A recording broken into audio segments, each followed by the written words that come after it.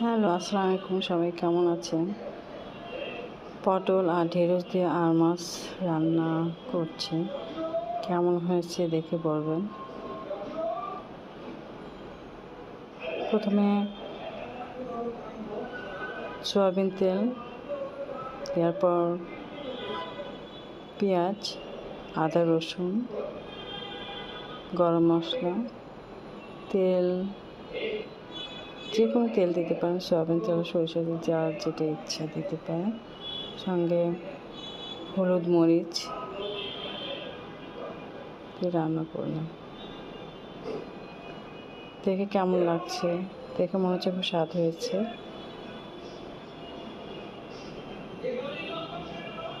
খেয়ে দেখে অনেক স্বাদ হয়েছে।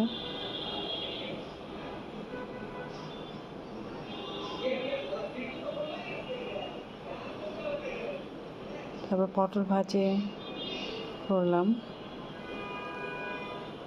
পটল ভাজির মতো পেঁয়াজ, হলুদ, লবণ, মরিচ দিয়ে ভাজিটা করলাম, পটল ভাজি।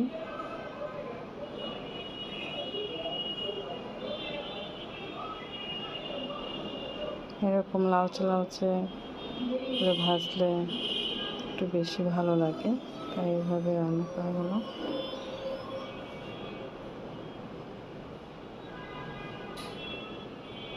তারপর পটলের চামড়া এরকমভাবে হালকা ভেজে ভর্তা করলে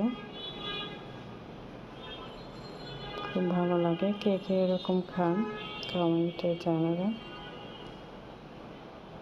আর কেমন লাগলো